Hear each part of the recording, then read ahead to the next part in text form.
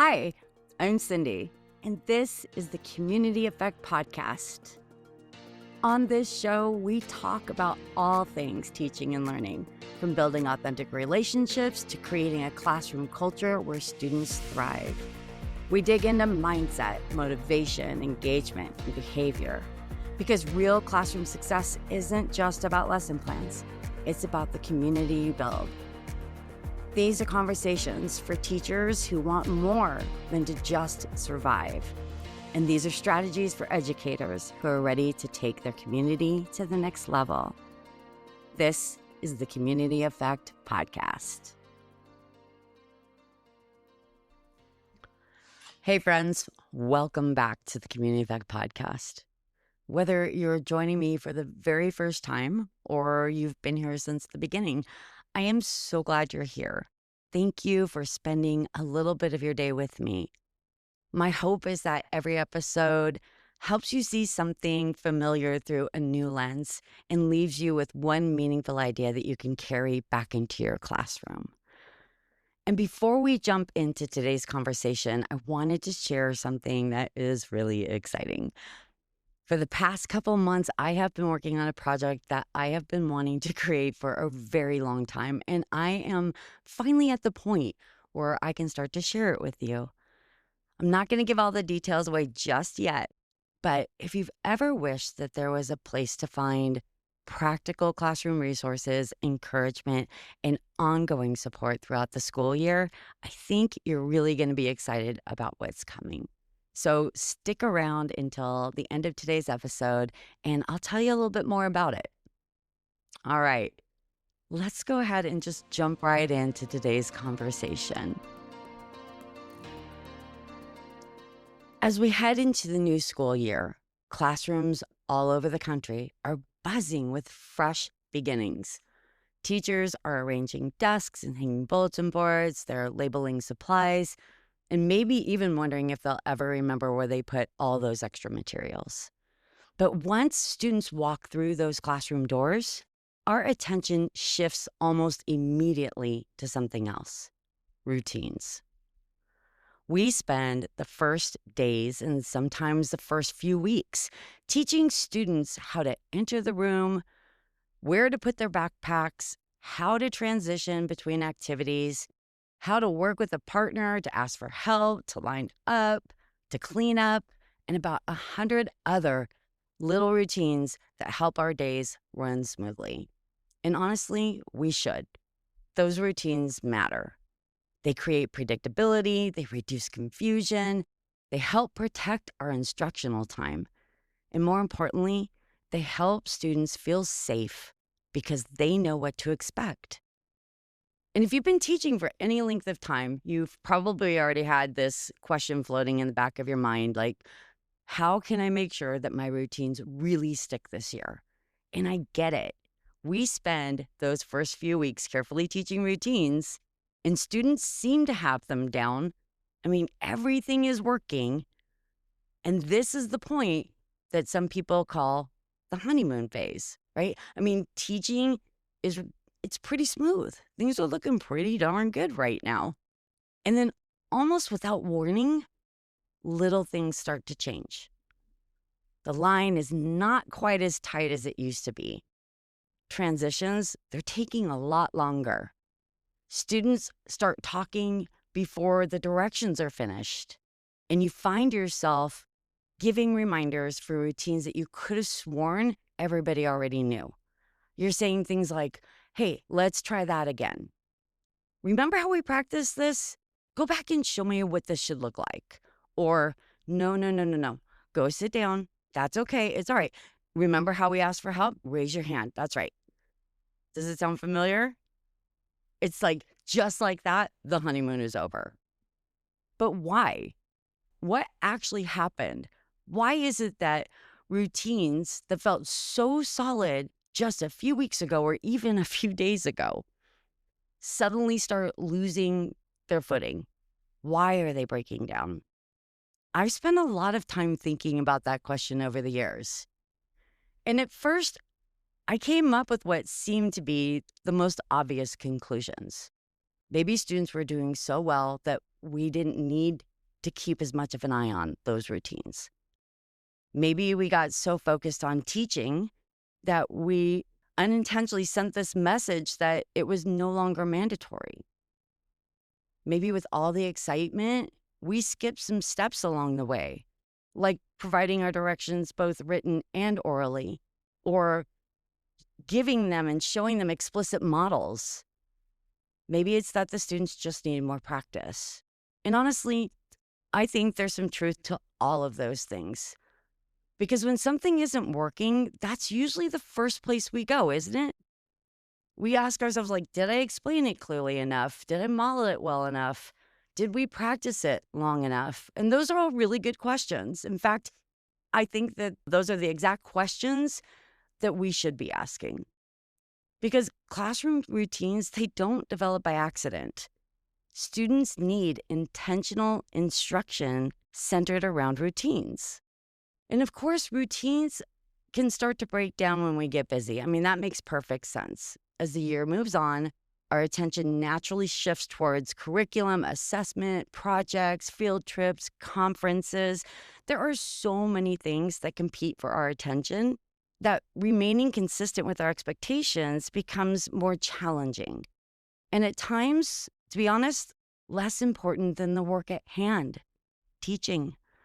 So we let a few things go. And I know that I've done that. I have absolutely been there. And yes, sometimes students really do need another reminder. Maybe we do need to post the directions because we haven't done that, provide more clarity, give them multiple opportunities to practice throughout the day instead of just first thing in the morning. I don't think any of those ideas are wrong. In fact, I think that most teachers do a really thoughtful job of introducing routines at the beginning of the year. We do everything that we've been taught to do because we know those things matter and we want our students to be successful. But the more I thought about routines over the years, the more I realized that those explanations didn't actually account for everything. Let me explain. I had classrooms where teaching routines felt fairly straightforward. We would model, we would practice, we would revisit them when we needed to. And while sometimes we'd certainly have those moments where things got a little wobbly, those routines, they generally held together really well until something changed. Maybe it was that a new student joined our class, or we came back from a long break, or maybe it was the holiday season and our predictability, that daily routine that we had, it's suddenly completely out the window. Those moments, they make sense to me as well because something in the environment changed. But I'd also had other classrooms where none of that was true. And the routines, they never became foundational. They never clicked. Even though I did everything that I had done with other groups of students, it just never seemed to work. And I have to say, those times were absolutely exhausting for me. I felt as though I was rolling this huge boulder up a hill all by myself. And I've been in classrooms with phenomenal teachers where everything seemed to run like clockwork. I mean, students transitioned effectively. They knew exactly what to do. The routines were so ingrained that it almost looked effortless. And then the teacher would be gone for the day. A substitute would step in, and suddenly, many of those same routines that had looked so effortless were no longer working. Why? What is it actually that holds routines together? Because if consistency alone was the answer, if modeling alone was the answer, or practicing over and over again was the answer, then why was I seeing classrooms where teachers were doing all of those things really well and routines were still breaking down? I couldn't quite put my finger on it. I remember vividly, though, the exact moment when this all began to come together for me. It was the fall of 2009. I had just moved to a new school and I had just started teaching fifth grade. And I remember that my students were lining up along the wall in the hallway, getting ready to come in from lunch. We were still in the first week or so of school, so the hallway was like buzzing with fifth grade energy. And I remember looking at my students and looking at the line and thinking, huh, What is happening here? Something isn't working. Now, my line wasn't chaotic. I mean, nobody was running around pushing or even yelling, but it wasn't what I had envisioned. Students were spread out all over the place, like in little clusters. A few students were talking here and there. One student was sitting on the floor alone, and there were two boys that were doing like wall push ups. And I definitely was like, this just isn't, I don't know what's happening here. And so, first, I had that thought that would come countless times before, which was, come on, guys, you know how to line up. I mean, it's a line. Like, how hard could it be? Okay, now that part I didn't say out loud. That was like the voice in my head. But almost as quickly as that thought came into my head, another one quickly followed. And this one was, do they? Not, have they ever stood in a line before? Of course they had. The real question was, do they actually know what I mean when I say line up? And that, my friends, is when it hit me like a ton of bricks.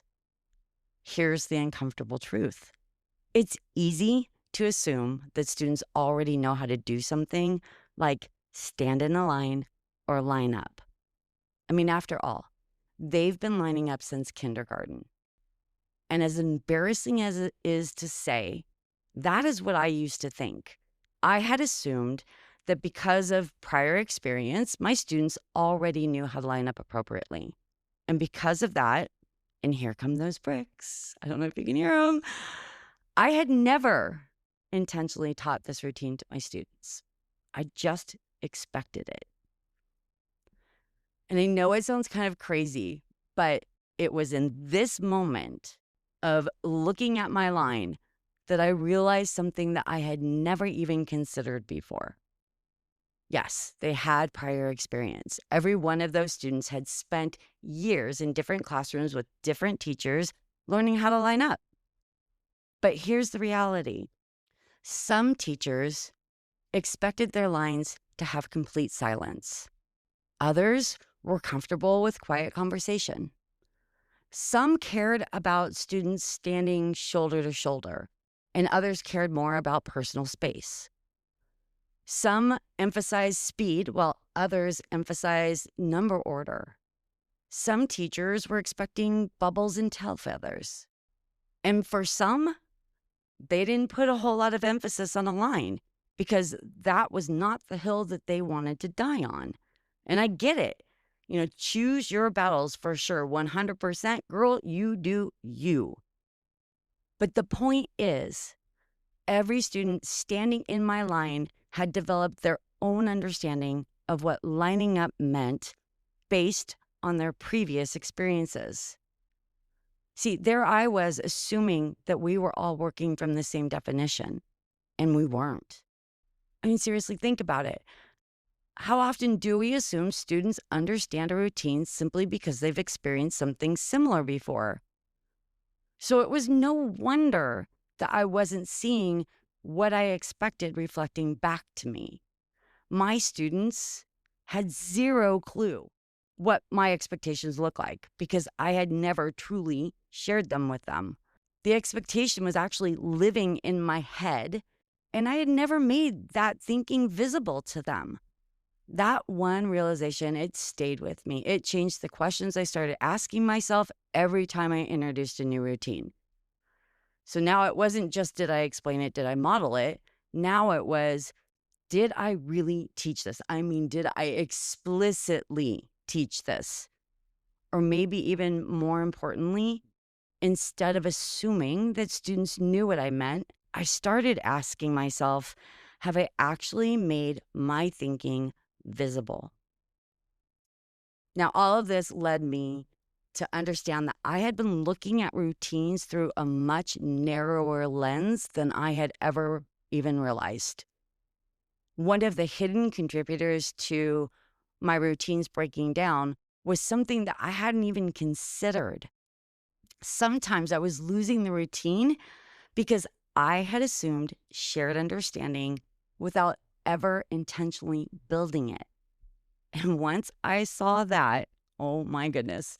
I could not unsee it, which, if you know anything about me at all, and some of you listening may know who I am, you'll be like, oh my goodness.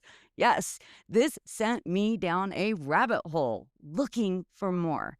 I mean, if it took me 13 years of teaching and I was just now making that connection, what else is there that I've been missing? And so I just kept looking. And of course, that led me to another layer that I had been overlooking. See, even when students understood what to do, I wasn't always sure if they understood why they were doing it. And I think that's a really important distinction. Because if I simply tell my students, this is how we line up, then the routine can feel like, it's just compliance. But when we stop and explore why we line up this way, everything starts to change. And I want to be really clear what I mean by that, because I'm not talking about me standing in front of the class and giving another explanation. As teachers, we do a really good job of explaining to students why we think these routines are important. What I'm talking about is inviting students into the conversation. Instead of simply telling them why the routine matters, I started asking them what they noticed. Why do you think this is important, that we line up this way? What does this routine help? Who does it help? What might happen if we didn't do the routine this way? And then where else could this be useful? Those conversations, they were truly fascinating because students almost always noticed things that I had not mentioned.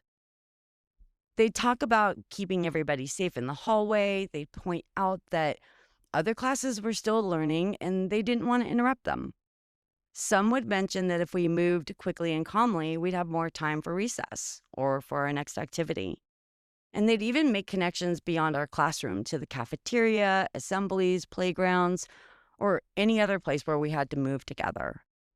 And those conversations became more common.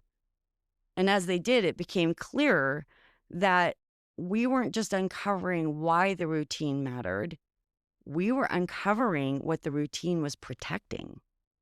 When I started seeing routines through that lens, I began to see that it wasn't just true for lining up. Our discussion routines protected everyone's opportunity to think and to be heard. Our transition routines protected our learning time. Our cleanup routines protected the materials that we all shared as a community. Every routine was protecting something that our classroom valued. From that point on, whenever one of our routines started feeling a little wobbly, I responded differently. Before I would probably have said something like, who remembers what we're supposed to be doing? Let's try that again. Now, my questions intentionally focused on what my students noticed about the routine and what we're protecting. So it might have been, what did you notice about our routine just now? What do you think that we did really well? Where are some of those opportunities for growth? Where do you think it might have been breaking down? And what exactly is it that we're trying to protect by doing this routine? So instead of reminding the students about the routine, I was inviting them into the conversation. And here's what they had to say. They noticed that conversations that students were having were making it harder for everyone to hear directions, which meant that our transitions were taking longer. Or they might have noticed that, we were losing valuable time in our community circle because some of us were more focused on sitting by friends than getting ready to learn. And that the solution to that was we need to just make sure that we get in, sit down, and it doesn't matter who you're sitting next to. When materials weren't being returned properly, they would point it out because they understood how that affected everyone else who needed to use those materials later. See, I wasn't the only one paying attention anymore. We all were. And I think that's the piece that I had been missing all along. For years, I believed that stronger routines came from me, that I had to control that. What I had not considered was that stronger routines came from students becoming active partners in protecting them. Now I can see that my routines weren't quietly unraveling simply because I needed to reteach them more often or because I was not being consistent. They were unraveling because there were all these hidden layers that I had just not seen yet. Like I had made assumptions. I had not always made my thinking visible.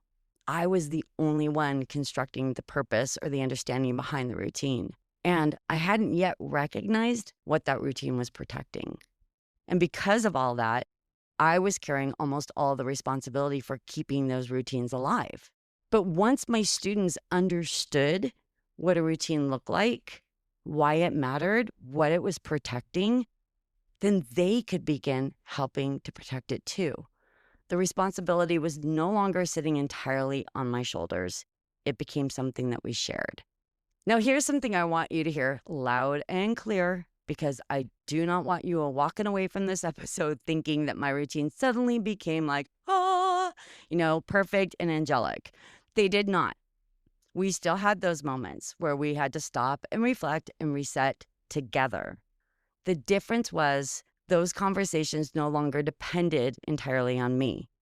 My students were noticing, they were reflecting, they were problem solving. They were helping protect the things that we decided were important, the things that mattered in our classroom. And for me, that was one of the biggest payoffs. Routines stopped feeling like something I had to manage, and they started feeling like something we were building together. And when I reflect back, I don't think the biggest shift was that I became better at teaching routines. I think the biggest shift was that I started seeing routines differently. I mean, they were never just about getting students from one place to another. What I discovered is that every routine was quietly teaching something beyond the routine itself. Sometimes it was teaching students to think about how their choices affected the people around them. Sometimes it was teaching them that the way we care for shared spaces and shared materials matters because those spaces and materials belong to all of us. And sometimes it was simply teaching them to stop, notice, reflect, and make an adjustment when something wasn't working. One of the coolest things about teaching is that experience is a teacher. As we grow in our profession, we begin to see things that we couldn't see before. We're not just teaching children, teaching actually teaches us. It teaches us to notice things that we had not seen. It teaches us to question assumptions that we didn't even realize we were making. And sometimes it teaches us that something as ordinary as a classroom routine can become an opportunity to build something much, much bigger. So, as you're preparing your classroom this year, or maybe you're listening to this a few months into the school year, I don't want to leave you with another strategy. Instead, I just want to leave you with a few questions. What routines might you think they understand, but have never actually learned? What assumptions might you be making without even realizing it? What routines could become stronger if your thinking was made more visible? What are your routines protecting? And perhaps, I think the most important question of all, how might your classroom change if your students weren't just following directions because they were told to, but helping protect the things that those routines were designed to preserve because it mattered to them? If today's conversation had you looking at your classroom routines through a different lens, I would love to keep the conversation going. You can go to my website, crobinson.coaching.com, and head over to my resources for teachers page. And there you're going to find free resources, additional podcast episodes, and an invitation to join our free community for educators, where I share more tips, tools, and insights for building strong classroom communities. If that sounds like something that you're looking for, I would love to have you join us. And if you know another teacher who's getting ready to launch the school year, or maybe one whose routines are starting to feel just a little bit wobbly right now, I hope you'll share this episode with them. Sometimes One new perspective is all it takes to change the way we see something that we've done 100 times before. And as always, what you do, it matters, my friends, a lot. And you matter. Thank you for being with me. I will see you next time on the Community Effect Podcast. Have a great day.